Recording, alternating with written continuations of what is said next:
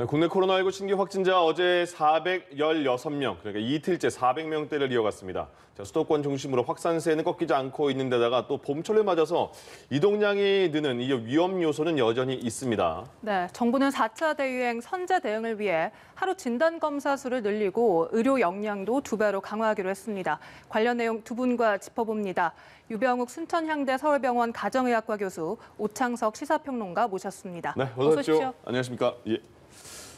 교수님, 확진자가 요새 계속 300명대, 400명대 왔다 갔다 하잖아요. 그렇다고 뭐 폭발적으로 증가하는 경우는 거의 없고 200명, 100명대로 내려가지도 않는 날이 오래됐어요. 이 추세는 어떻게 판단할 수 있을까요? 우선은 이제 오늘 어제 검사 건수가 평일보다 조금 줄었습니다. 2만여 건 정도 되는데 실질적으로 확진자 숫자는 거의 변함이 없었죠. 예. 그런데 이렇게 생각하시면 좋습니다. 우선적으로 우리가 3차 대유행을 지나면서 그것이 촉발되어서 물론 지금도 불씨는 남아있지만 일부 전문가분들은 3월 말 4월 초에 2,000명 이상 하루 확진자가 나올 수 있다라고 한 얘기가 있었는데 그런 것은 피하고 있는 터널의 끝자락에 있다라고 말씀드릴 수 있는데요. 이 부분은 설 연휴로 인해서 많은 분들이 이동을 하고 그 부분들이 연결고리가 아직 잘 켜지지 않은 그런 잠복된 감염의 연결고리가 계속적으로 있다는 거. 그리고 또 다르게 생각하면은 우리 방역 당국이 잘 찾아내고 있고 많은 분들이 참여하고 있기 때문에 꾸준한 검사 건수에서 지속적으로 연결고리를 찾아나가고 있습니다. 예를 들어 볼까요? 예를 들어서 우리가 검사 건수가 지금 3만 명 건에서 2만 명으로 어제 그제 줄어서 그치만 400명대 나왔는데 검사를 만약에 우리가 하루에 5천 건밖에 안 했다. 그러면 확진자 수는 확실히 줄겠죠? 네. 줄었으면 코로나19가 우리나라에 없는 건가요? 그건 아니죠. 그래서 실질적으로 검사 건수가 현재 우리 상황을 100% 대변하는 건 아니지만 가장 중요한 것은 사회적 거리두기라든지 또 우리 국민들의 이런 인지 자각이 늘어나는 게 봄철의 자연스러운 새학기 시작, 이동량이 증가하는 것에 비해서 아직 촉발되지는 않았다라고 말씀드릴 수 있고요. 다만 여기에 우리가 작년 2020년 3월하고는 다르게 코로나19에 대한 정체를 많이 알아나가고 있기 때문에 뉴노멀, 새로운 기준점 200명, 300명대가 당분간은 지속될 것으로 판단이 됩니다. 날씨가 많이 좋아졌어요. 요새 휴일도 이제 없어지고 그래서 방역당국도 불안한 게 말씀하신 밖에 나가고 싶으니까 이동량이 많이 늘어날 거 아니에요? 300~400명인데도 불구하고. 그래서 사람들의 마음가짐을 다시 다잡는 것도 중요할 것 같아요. 네, 일단 이 부분에 대해서 정부가 계속해서 강조를 하고 있는데요. 근데 안타깝게도 봄철이라서 이동량이 급증하고 있다라는 보고가 계속 있고 중요한 것은 지난 주입니다. 윤태호 방역총괄반장이 수도권에서 지난 하루 확진자 평균 295명, 전체 80%라고 합니다. 그렇기 때문에 지역 역시 잘 해야겠지만 수도권에서 다시 한 번 더 방역 강조를 하는 것이 우선적이라고 보고요. 봄철 이동량 증가와 함께 여전히 이 산밀 환경에서 집단 발병이 일어나고 있습니다. 제조업장이라든지 그리고 실내 집단 체육시설, 그리고 콜센터, 가족 지인 모임에서 집단 발병이 있으니까 이 부분에 있어서는 계속 방역 당국이 이 특정 집단에 대해서도 계속 경고의 메시지를 보내는 것이 중요하다고 생각합니다. 그래서 방역 당국은 이 선제 대응을 강조하고 있습니다. 정세균 국무총리 하루 검사 건수, 진단 역량을 현재 23만 건에서 50만 건까지 확충하겠다 이렇게 밝혔는데 교수님 궁금한 것이 50만 건 검사 가능한 수치입니까? 우선 현장에서 지난 1년간 실제로 일한 사람으로 말씀을 드리면요. 우리가 코로나19를 확인하고 어제까지 검사 건수가 683만 건 정도 했습니다. 그러면 하루에 50만 건을 하면 한 14일 정도면 지난 1년 동안 예방접종 검사한 거보다 더 많이 할 수 있겠네요. 그렇다고 하면 지난 1년간 과연 우리 의료진의 역량이 그밖에 안 됐을까라는 생각이 들고 동시에 검사를 하는 데 있어서 일부에서는 이제 우리가 타액 검사로 PCR을 하거나 신속 검사를 하거나 하지만 지금도 지속적으로 검사하는 거는 비인두 도말 검사 PCR을 대한민국에서는 표준화하고 그걸 통해서 위 양성이나 위 음성을 차단함으로써 정확한 방역을 하는 추적을 목표로 하고 있는 걸 우리나라에서는 기초로 하고 있잖아요. 이 50만 건이라고 하는 것에 대한 데이터는 정확하게 제가 알 수는 없지만 실질적으로 우리가 이태원에서 촉발됐든 또 작년 말에 3차 대유행 지금도 지속되고 있는 마지막 터냐고 말씀드렸는데 최대의 역량을 끌어올렸을 때 하루에 10만 건까지 가능합니다. 근데 이것이 이제 위탁이라고 그래서요. 우리가 검체를 해서 단체로 모아서 하는 또 일부 업체로 보내고 네네. 의료기관에 하는 걸 역량을 끌어올렸을 때 10만 건인데 그랬을 때 의료진들의 피로도와 그것으로 인해서 실제로 중증 환자를 모셔야 되는 의료진들이 그쪽에 쏠림 현상이 될 수 있거든요. 예. 따라서 실질적인 검사 건수에 대한 그런 계산과 이 의료 인력이 제한되는 데 있어서 어떻게 배분하고 앞으로 우리가 집단 면역을 위해서는 하루에 약 15만 명, 200일 계산하면 3천만 명이 나오거든요. 네. 하루에 15만 명의 예방접종을 꾸준히 했을 때 3천만 명의 예방접종을 할 수가 있습니다. 예. 6개월 동안. 그렇다고 하면 예방접종을 위해서 우리가 안정성, 예진, 이쪽의 의료진도 우리가 찾아야 되는데 의료진이 당장 내일 하루에서 떨어지는 건 아니니까 네. 모든 것에 따라서 검사 건수에 대한 정확한 통계 수치에 따른 발표가 의료진에 전달이 됐으면 하는 게 개인적인 생각입니다. 네. 예. 그래서 이와 동시에 코로나19 대응 의료진도 현재 수준에서 2배로 더 강화하겠다 이렇게 밝혔거든요. 이 부분 어떻게 보십니까? 저는 가정의학과 의사입니다. 가정의학과 의사는 동네 의사죠. 고혈압, 당뇨 더 친밀하고 실질적으로 우리가 실제 의료 환경에서 만나는 100가지 문제 중에 90가지는 보통 우리가 일반적으로 만날 수 있는 동네 의사들이 치료를 합니다. 예. 하지만 코로나19라는 특수한 상황에서는 우리가 많이 얘기 들었던 음압병실, 중환자실, 격리실 거기에는 의사뿐만 아니라 고도로 훈련되고 경험 많은 간호사 선생님, 같이 일하시는 임상병리사, 방사능 기사 선생님들 하나의 팀이 되는데 이런 분들이 제가 지금 대학에서 일한 지 지금 16년이 돼서 이제 제가 사람들을 가르치는데 고도로 훈련돼서 환자분들을 모시는 분들 집중적으로 훈련하는데 걸리는 시간이 있습니다. 네. 이런 인력들이 하루아침에 1,000명에서 2,000명이 되는 건 아니거든요. 네. 따라서 다시 말씀드리지만 실질적으로 중증 환자를 잘 모셔서 치명률을 낮추는 것이 지금 현재 가장 큰 목표고 예방접종을 위한 인력을 최대한 끌어모을 이런 상황이라고 하면은 이러한 의료 인력에 대한 배치와 그리고 장기적 육성 플랜은 물론 국회 등에서 법을 만드는 분들도 있지만 현재 나오는 의료 인력과 의료 인력에 대한 평가에 대해서 재배치 논의가 한 후에 이런 숫자들이 나오면 좋겠다는 개인적인 의견입니다. 그러네요. 현장에서 바로 느껴지시니까 그 하루 50만 건수, 검사 건수 그리고 플러스해서 백신에도 속도를 내야 되니까 그 분배에도 굉장히 투명하게 알려주면 더 이해하기가 쉬울 것 같습니다. 자, 그리고 그 중대본에서 보니까 그 만 12세 이하의 그 코로나 확진자 그런 아이겠죠? 네. 그들은 집에서 격리하도록 하는 방안도 마련했나 보죠? 네, 일단 이 발표를 했는데요. 이 발표 이전에 2월 1일입니다. 대한의학회지에서 서울대 이제 최은하 교수팀이 이제 지난해 8월부터 11월 소아를 대상으로 조사한 결과가 나왔습니다. 예. 이 조사한 결과가 뭐냐면 0세부터 18세죠. 중위값은 4세로 설정이 되어 있는데요. 자택에서 부모님과 함께 격리했을 때 2차 전파에 대한 부분을 조사를 했습니다. 예. 이 중에 12명은 무증상으로 나왔고요. 41명은 가벼운 증상이 있었는데 중요한 건 이제 비감염 보호자, 그러니까 아동은 확진되었으나 부모는 확진되지 않은 경우에 네. 이 부분에 대해서 무증상으로 아예 2차 감염이 일어나지 않은 사람들이 대다수였습니다. 그렇기 때문에 아이가 확진됐고 부모가 2차적으로 전파될 가능성이 매우 낮다라는 이 근거가 하나 나왔기 때문에 예. 이 부분에 대해서 여러 가지 의료 인력이라든지 이런 것을 재배치하기 위해서 정부가 발표한 것이 아닌가라는 생각이 들고 그리고 아동 같은 경우는 바로바로 이제 얘기를 해서 본인 스스로 이제 검사를 받으러 갈 수가 없습니다. 네. 부모님과 동행을 한다든지 그렇다면 초기 1, 2일 정도는 부모님과 같이 있을 가능성이 높은데 중요한 것은 초기 1, 2일이 중요한 것이 이제 감염 전파력이라고 하죠. 예. 그러니까 감염되지 않아서 얼마 되지 않았을 때가 감염 전파력이 가장 높은데 그렇게 1, 2일을 소진했음에도 불구하고 부모로 인한 2차 전파가 낮았습니다. 그렇기 때문에 이 1, 2일을 지나서는 더 전파력이 낮아지겠죠. 그러니까 여러 가지 이런 통계를 통해서 아마 정부가 발표한 것이라고 보는데 예. 아무래도 이 부분에 대해서는 조금 더 아마 크로스 검증을 하겠지만 일단 현재까지로서는 2차 감염이 좀 낮다라는 판단하에 이런 이야기를 한 것 같습니다. 연구 결과도 알려주셨지만 그러면 교수님 보기에는 만 12세 이하는 가정에서 경증까지는 자가격리를 해야겠다.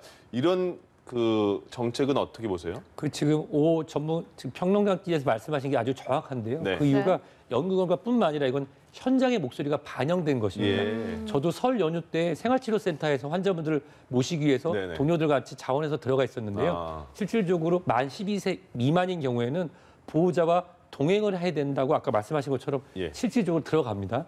근데 그 보호자분은 그러면 생활치료센터에 들어갔다가 다시 일상생활 복귀할 수 없이 같이 있습니다. 네. 왜냐하면 격리해질 때까지 같이 있기 때문에 그렇다고 하면은 일반적으로 만 12세 미만인 경우에 어린이들은 보호자와 동행의 생활치료센터. 미국이나 기타 다른 국가의 사례를 보면 대한민국에서 지금 이 준비한 생활치료센터가 경험이 이러한 시설은 없고 대부분 부모와 자택격리를 하는 것을 진행을 하고 있습니다. 네. 그리고 아까 말씀 주신 것처럼 연구 결과에 따라서도 중증으로 환자를 발생하거나 그걸로 인해서 지역 사회로의 감염이 확증된 바가 없기 때문에 연구 결과의 이론, 해외의 사례, 그리고 현장에서 생활치료의 목소리가 반영된 그런 사례로 이것을 통해서 확중된 의료 인력이 예방접종이라든지 다른 곳에 집중할 수 있는 그런 좋은 사례라고 말씀드릴 수 있을 것 같습니다. 아, 그러면 만 12세 이하는 생활치료센터에 지금 들어갔을 때는 말씀하신 부모님이 동행해서 그냥 한 방에서 같이 있는 겁니까? 그렇습니다. 아, 예를 들어서 그렇군요. 그 3세된 여아가 예. 코로나19를 확진을 했는데 3세된 여아가 길을 다니거나 직장 생활에서 감염되는 게 아니라 네. 부모님이나 아니면 지인, 친척을 통해 감염되는 경우가 많습니다. 예. 그런 경우라고 하면 당연히 보호자가 같이 들어가야겠죠. 네. 말씀 주신 것처럼 검사가 진행되거나 또는 거기에 따라서 우리가 설문조사도 해야 되고 자기 방역으로 하루에 2번씩 조사서를 써야 되는데 네. 3세된 여아가 쓸 수가 없을 겁니다. 네네. 그래서 이런 부분은 좀 더 현장의 목소리와 이론적 배경이 잘 반영된 그러한 정책적 변화라고 판단이 됩니다. 아, 제가 너무 만 12세까지 맥시멈까지 생각했네요. 만 3세, 4세 생각하니까 충분히 그렇군요. 알겠습니다. 그리고 세계 곳곳에서 백신 접종이 시작되고 있지만 3월 말, 4월 초 대유행 가능성 계속해서 경고가 나오고 있습니다. 실제로 우리나라보다 일찍 백신 접종을 시작한 영국이나 이스라엘의 경우를 보면 백신 접종 후에도 확진자 수가 계속해서 늘어나고 있거든요. 네. 이러한 현상은 왜 그런 겁니까? 그러니까 사실 이제 우리나라도 백신 접종이 시작되자마자 얘기했던 것이 마스크 그럼 언제 벗을 수 있을 네, 것인가. 그렇죠. 근데 이제 많은 전문가들 의료 당국은 내년까지는 충분히 계속 쓰고 있어야 될 것이다. 진료를 봐야 되기 때문에. 그리고 일반 국민 역시 사실 올해까지는 마스크를 쓰셔야 된다라고 보시는 게 맞다라고 했지만 일단 이 이전의 국가들 입장에서도 백신을 맞는 순간부터 나는 괜찮아라는 생각 또는 저 사람들이 백신을 많이 맞고 있기 때문에 우리는 괜찮을 것이라는 생각이 아마 좀 팽배해지지 않았을까라는 생각이 들고 예. 그래서인지 먼저 백신을 많이 빠르게 접종하고 있는 국가들이 이 부분에 대해서 경고를 계속해서 보내고 있고 실제로 지금 2.7배에서 5배까지 네. 늘어났다라고 얘기를 하고 있기 때문에 당분간은 사실 각 국가별로 기후가 달라서 우리나라는 뭐 봄철 이동량이 증가한다는 것이 날씨가 풀려서지만 다른 국가는 또 기후원이 다릅니다. 예. 그럼에도 불구하고 백신 때문에 괜찮을 것이라는 이 안도감이 훨씬 더 마음을 이제 느긋하게 만든 것이 아닌가라는 생각이 들고 예. 우리나라 역시 백신 접종이 시작됐지만 지금은 1차적으로 의료진과 요양시설, 요양병원 중심으로 하기 때문에 일반 국민에게는 크게 해당되지 않습니다. 그렇기 때문에 다시 한 번 더 경각심을 가지고 마스크를 좀 잘 쓰고 방역 지침 잘 따랐으면 좋겠습니다. 예. 네, 이 백신이 시작됐다는 안도감에서 이러한 현상이 나타났다라고 분석해 주셨는데 교수님께서는 어떻게 보시는지? 예, 백신이 시작된다는 안도감과 이스라엘의 사례를 보게 되면은 20, 30, 40대 젊은 층에서의 확산되는 백신에 대한 거부가 굉장히 큰 부분이 있습니다. 실질적으로 이 코로나19는 젊은 층에서는 무증상으로 남에게 감염시킬 수 있는 상태로 사회활동을 할 수가 있는데요. 여기서 주는 시사하는 바가 큽니다. 그 이유는 예방접종이 진행하는 데 있어서 치명률을 낮추기 위한 부분으로 우선적으로는 만 64세 미만 예방접종이 진행되면서 65세 이상과 74세 미만의 이 아스트라제네카 등의 이 확산을 예방접종에 대한 허가사항이 많이 늘릴 텐데요. 예. 이런 데 있어서 예방접종과 관련해서 혹시라도 다른 일들이 발생하면 접종률이 떨어질 수도 있잖아요. 이 인도네시아 같은 경우는 예방접종에 있어서 젊은 층에서 더 우선적으로 할 수 있도록 진행되는 부분도 있어서 네. 이 이스라엘의 사례가 우리가 전문가분들과 정부 당국이 좀 더 고민을 해본다고 하면 예방접종을 진행하는 데 속도에 있어서 젊은 층도 같이 끌어올려서 부작용이 적은 층 그리고 사회 이동층이 많은 쪽에서 예방접종을 두텁게 함으로써 예방접종을 통한 코로나19가 다른 이 연령층으로 넘어가는 걸 막을 수 있는 부분을 한다고 하면은 이스라엘에서 발생했던 예방접종 시작과 더불어 확진자가 더 나타나는 것을 막을 수 있지 않을까 하는 생각을 해봅니다. 예.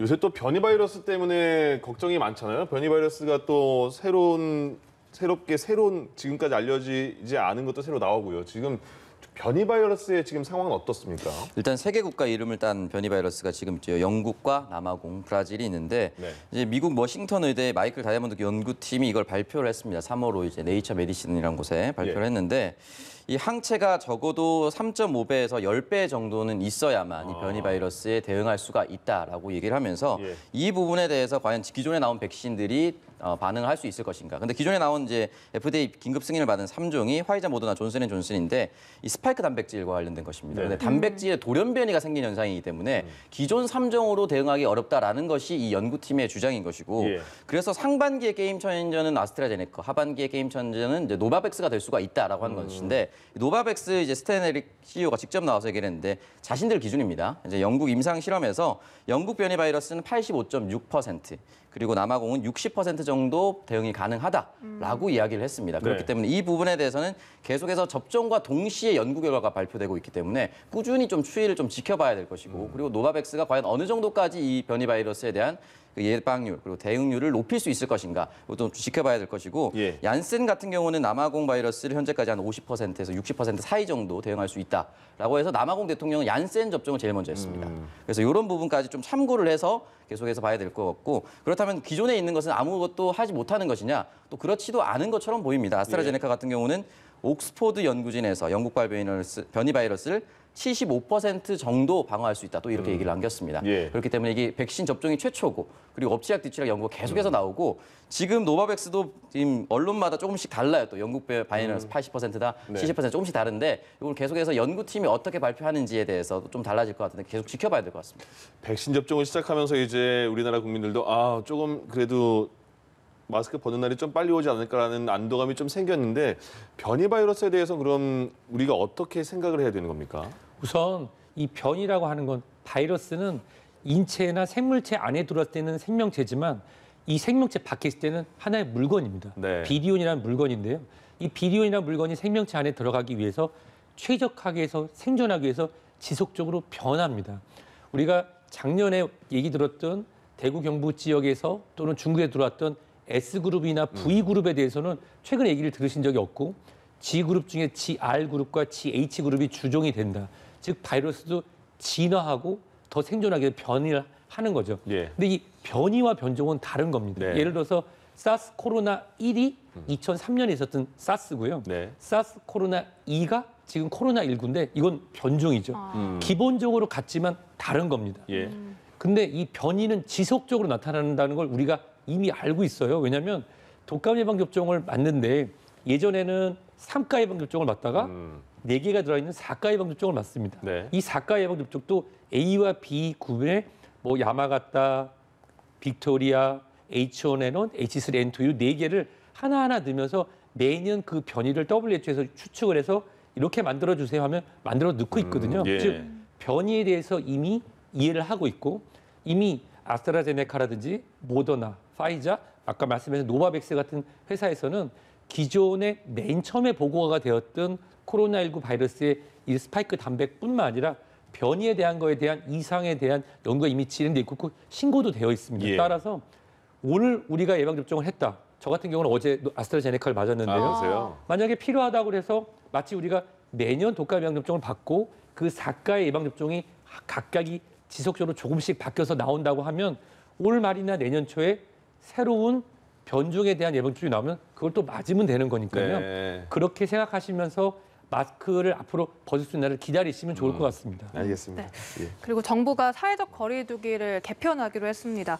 기존 5단계에서 4단계로 간소화하고 이 시설 규제보다는 개인 규제에 좀 초점을 맞춘 듯한데 오는 15일에 최종안이 발표가 됩니다. 이번 개편안 좀 어떻게 보셨습니까? 네, 일단은 이제 공청회를 통해서 굵직한 부분에 대해서 이제 개요는 파악할 수 있게 됐습니다. 네. 이제 인구당 이제 몇 명을 선택할 것인가에 대해서 얘기를 하는 것인데 먼저 이제 과태료를 부과하는 것과 동시에 이제 해당 자영업자들은 2주간 집합 금지를 통해서 2번 이중 이제 규제를 하겠다라고 얘기를 한 것이죠. 이제 예. 과태료만 내면은 사실은 이제 과태료 내고 다음 날 영업을 해서 그 맞아요. 과태료로 이상 벌면 예, 예. 사실 상관없거든요. 그렇기 때문에 2주간 집합 금지를 통해서 고강도 대책을 마련했다라고 볼 수가 있는 것이고 네. 개인에 대한 과태료 역시 부과합니다. 그 부분 꼭 참고해야 되고 전국 하루 평균 만약 363명 미만이면 1단계를 유지하고 이상이면 2단계로 간다라고 했는데 이 기준이 뭐냐면 인구 10만 명당 몇 명이 발생할 것인가. 우리나라가 5천 몇만 명이니까 이 부분에 대해서 10만 명당 몇 명이 발생하는가. 1단계는 10만 명당 0.7명 미만일 경우, 그리고 2단계는 그 이상일 경우 이런 식으로 해서 이제 분류를 하게 될 것이고 세부 지침은 정확하게 발표되는 순간까지 좀 지켜봐야 될 것이지만 중요한 것은 이제 거리 두기 위해서 몇 명까지 모일 수 있을 것인가. 그리고 자영업자들에게는 몇 시까지 영업할 수 있을 것인가. 네. 지금 현재 공청회에서 나온 것까지 보면은 4단계, 만약 극한의 경우까지 갔을 때는 오후 6시 이후 집합이 완전히 금지됩니다. 그러니까 이런 부분에 대해서 아주 디테일하게 마지막까지 조율을 해서 발표하지 않을까라는 생각이 듭니다. 그래서 처음에 숫자가 390 몇 명 이렇게 왜 일자리까지 이렇게 5나 10으로 보통 떨어졌잖아요. 네. 그게 10만 명당 그 인원 때문에 그렇게 되나 보죠? 네, 맞습니다. 그러니까 1단계가 10만 명당 0.7명 미만이고요. 2단계가 0.7명 이상, 3단계가 1.5명 이상, 그리고 4단계가 인구 10만 명당 3명 이상이라서 만약에 4단계로 갔을 경우 현재 공청회 기준입니다. 1,556명 이상이 갈 경우에 하루 확진자가? 4단계가 될 가능성이 높습니다. 네. 절대 오면 안 될 것 같아요. 그렇죠. 네.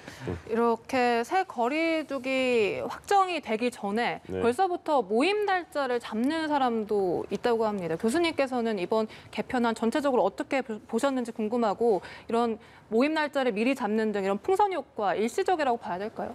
우선 저 같은 경우도 약속 잡자는 사람들이 있습니다. 네. 네, 저도 마음속으로는 하면 좋겠다라는 생각이 있습니다. 왜냐하면 9명 미만이면 4인 가족 기준으로 2가족이 만날 수 있으니까 그동안 못 만났던 그러한 모임도 할 수 있겠다라는 생각을 충분히 가질 수 있죠. 근데 이제 여기서 주는 이런 메시지는 경제를 살리고 소상공 그리고 실제로 자영업자분들을 위한 부분이지 제가 지금 근무하고 있는 병원 같은 경우는 사회적 거리두기가 현재 3단계에 준하는 규정으로 자율 복무를 하고 있습니다. 아마도 이 사회적 거리두기가 이제 4단계로 이제 개편이 돼서 나오게 되면 이것에 대해서 이제 더 많은 사례들이 정확하게 나오면서 서울 수도권 같은 경우 181명 미만이면 1단계, 181명 이상이면 2단계 이런 식으로 숫자적으로 나오겠잖아요. 근데 그뿐만 아니라 각 학교 또는 직장, 본인이 속해 있는 그 안에서 자율적인 어떤 규정들이 또 나올 가능성이 큽니다. 특히 저같이 병원에서 종합병원에서 근무하는 경우에는 일단 모임 같은 거 자체가 지금 완전히 다 막혀 있고 이 외부 활동 같은 경우도 신고하고 진행을 하게 돼 있거든요. 따라서 이것이 주는 메시지가 잘못해서 이제 풀어도 된다라고 하는 메시지가 아니라 이것을 기준으로 해서 소상공인 분들과 자영업자를 위한 경제가 돌아가지만 각각에 속해 있는 그 공동체의 규정을 만드는데 도움이 되는 기준이라고 이해하시면 더 좋을 것 같습니다. 지역에선 소규모 집단 감염이 계속되고 있고 이번 주에 저번 주에 개학을 했잖아요. 그래서 학생들 괜찮을까 싶었는데 학생들 중에서 확진자가 조금씩 나오고 있네요. 네, 일단 몇 가지 사례를 좀 살펴볼 필요가 있는데요. 일단 제주도에서 확진자가 있는데 6일입니다. 일가족 4명이 확진이 됐고 이 중 1명이 이제 학생이었습니다. 탐라중학교 학생이었는데 한 명이 확진이 됐지만 다행히 비대면 수업 기간이라서 학생 간의 전파는 없을 것이다. 접촉하지 않았기 때문인데 중요한 건 교사 1명이 확진이 돼서 이 교사가 출근해서 교무실에서 동료 직원 3명과 접촉한 것이 드러났습니다. 그래서 이 동료 3명이 어제 검사 받았으니까 오늘 중으로 어떻게 될지 나올 테고요. 이 부분에 있고 이 부분과 별개로 지금 서울 광문고 축구 클럽에서 확진이 있습니다. 1학년 1명, 2학년 7명, 3학년 5명이고 총 14명 중 13명이 축구 동아리입니다. 네, 축구 동아리가 그냥 서클처럼 모인 것이 아니라 흔히 말하는 엘리트 체육이라고 하죠. 그러니까 학생 선수로 등록된 축구 선수라고 볼 수가 있는데 중요한 것은 이 부분에 대해서 정부 방역 지침을 어겼습니다. 왜냐하면 상시 합숙 훈련을 금지하도록 되어 있는데 이 광문고에 위탁을 한 운영업체가 합숙을 했습니다. 그렇기 때문에 이 부분에 대해서는 계약을 해서 확진이 됐다라기보다는 정부 방역 지침을 준수하지 않았다라고 보는 것이 맞을 것 같고 교수님 말씀하셨다시피 지금 사실은 코로나를 잡기 위해서 그냥 셧다운하면 되겠죠. 근데 중요한 건 경제와 일상생활을 지켜야 됩니다. 그런 부분에 있어서 자영업자들도 숨통을 튈 수 있는 기준과 시간을 마련하는 것이고요. 계약 같은 경우는 그냥 학생들을 학교로 보내는 것이 아니라 학부모들이 어떤 얘기를 했냐면은 고등학교까지는 교육이 아니라 보육이었다. 그러니까 왜냐 아버지나 어머니가 아이를 맡게 되면서 직장에 출근하기 어려운 상황들이 굉장히 많았습니다. 그러면서 지금 정확하게 통계는 나오지 않았지만 작년 한 해 특히 여성의 경력 단절이 굉장히 많이 일어났습니다. 그러니까 아이를 맡을 수밖에 없으니까 출근하지 못하고 휴가로 인정해주지 않고 그러다 보니까 이 부분에 있어서는 정부 방역 당국 자체가 사실은 계약하지 않으면 또 다른 곳이 또 무너지게 됩니다. 그런 부분에 있어서 선생님들을 우선 접종을 하면서 조금 일단 방역 지침을 강화해 나가는 쪽으로 선택을 하는 것 같습니다. 예. 네. 백신 접종 뒤에 이상 반응이 의심된다고 신고한 사례가 지금까지 3,600여 건 접수가 됐습니다. 화이자 백신 접종 후에 이상 반응 신고된 사례는 18건이고 이 18건을 제외하면 모두 아스트라제네카 백신 접종자 수인데 이렇게 차이가 나는 이유가 백신 종류에 따라서 다른 것인지 아니면 아스트라제네카 백신 접종자 수가 화이자 백신 접종자 수보다 50배 더 많았기 때문인지 궁금합니다. 우선은 화이자 예방접종 같은 경우는 최근에 우리 승인이 됐지만 승인되기 전에 코백스 퍼실리티를 통해서 5만 8천여 명분 의료인들을 위해서 배분된 거잖아요. 그래서 예방접종 하셨던 분들은 대부분 다 중증 환자를 보기 위한 의료진들입니다. 예. 누구보다도 본인이 더 예방접종에 대해서 이해도가 높고 또 신고를 잘 할 수 있는. 예를 들어서 제가 2019년에 독감영양을 좀 맞았다. 아프죠. 주사 맞으면 붓죠. 근데 제가 그 신고했을까요? 뭘 이런 건데 뭐. 그러면 이제 지나가는 거죠. 네. 그런데 실제로 이 아스트라제네카 예방접종은 저도 아스트라제네카 예방접종을 했지만 예. 의료진뿐만 아니라 만 65세 미만의 입소자분들도 예방접종을 하셨죠. 예. 그리고 예전 독감 예방접종하고는 다르게 굉장히 꼼꼼하게 예진을 하고 15분이 아니라 30분 동안 제가 지금 근무하는 병원 같은 경우는 의료진들 예방접종하면서 예방접종 예진도 꼼꼼히 했지만 일정한 장소에 안전하게 아나필렉시스를 대처할 수 있는 곳에서 대기하면서 끝까지 물어보고 또 문자로 확인하는 것까지 합니다. 즉 네.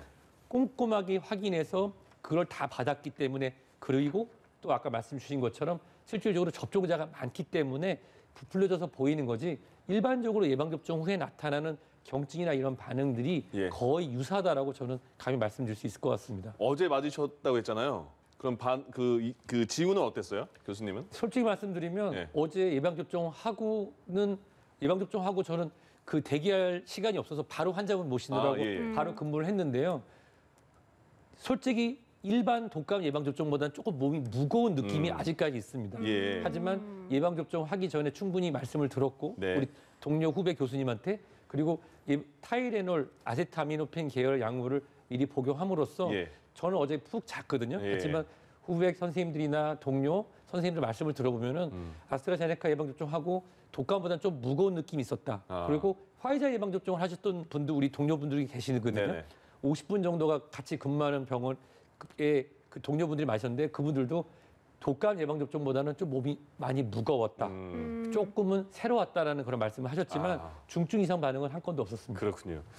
이제 불안한 가짜 뉴스도 많이 나오고요. 불안한 부분이 선후 관계만 따졌을 때 인과관계는 아직 모르고요.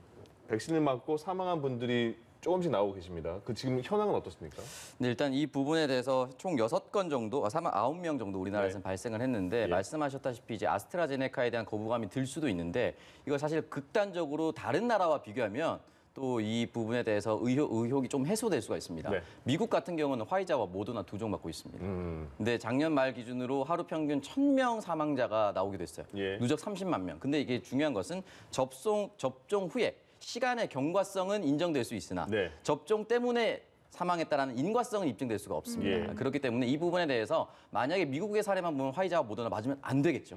그렇기 때문에 이 부분에 대해서는 백신마다 다르다. 백신 때문이다. 특정 백신 때문이다라고 얘기하기는 좀 어렵다라고 생각이 들고요. 예. 교수님도 맞으셨다고 했지만 지금 우리나라 유진홍 감염 학회장이 맞았는데 약간의 경증에 통증이 있었대요. 네. 그래서 이 부분에 대해서 인터뷰를 남겼는데 이 통증에 대해서 굉장히 반가웠다라고 얘기를 합니다. 그 이유는 아무런 증상이 없으면 우리나라의 항체 면역이나 아무것도 효과가 없는 것이 아니냐. 예. 사실은 이런 것이 들어왔을 때 사이토카인이라는 것 같이 우리 몸에서 싸우는 현상들이 당연히 발생하고 예. 몸에 욱신거림이 있어야 하는 것이 정상적이다라고 얘기를 했습니다. 그렇기 때문에 이 부분에 대해서는 사실은 통증이 있다라고 한다 하더라도 이것이 또 이상이다라고 얘기하기 좀 어려운 부분이 있고 좀 더 시간을 두고 좀 지켜봐야 된다고 생각합니다. 네. 그 부분을 확실하게 TV를 보시는 분들께 말씀해 주셔야 될 것 같은 게 정말 아직은 인과관계를 모르는 거잖아요. 백신과 사망 사이에. 예전에 독감 때문에 한번 정말 아직까지 밝혀지지 않았지만 그것 때문에도 막 논란도 많았고 지금 백신과 사망 사이의 인과관계는 어떤 상황이에요?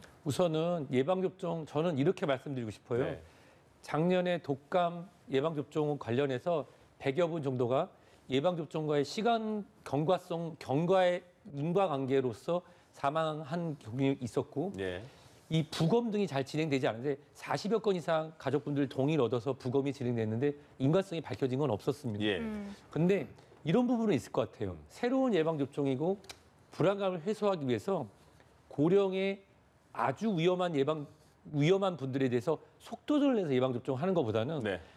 예방접종이 어느 정도 확보가 되면은 2, 3, 4, 50대의 젊고 건강한 층에서 같이 예방접종을 속도를 높여가고 65세 이상, 74세 미만인 경우에는 의료진들에게 예방접종 권고, 시행, 연기 또는 금지 등에 대해서 좀 더 자율권을 줘서 어떻게 보면 요양병원에 계신 분들은 건강이 일반인들보다 많이 떨어져 있어서 예. 예방접종이 주는 효과인지는 모르겠으나 그거의 인과관계가 밝혀지지 않았지만 여러 가지 발생할 수 있거든요. 그래서 예. 호흡기가 약하거나 신경계 질환을 앓았거나 현재 약물이 복합 약물 처방하는 분이라고 하는 경우에는 조금 시간의 연계를 두고 천천히 예방접종하는 그러니까 무조건 고령층을 예방접종을 빨리 많이 해서 치명률 낮춘다라고 하는 전략을 잠시 접어두고 젊고 건강한 층에서 예방접종을 좀 더 빠르게 수급을 끌어가면서 예방접종을 함으로써 같이 약치 쌍두마차처럼 끌어가는 전략으로 이 우리나라의 이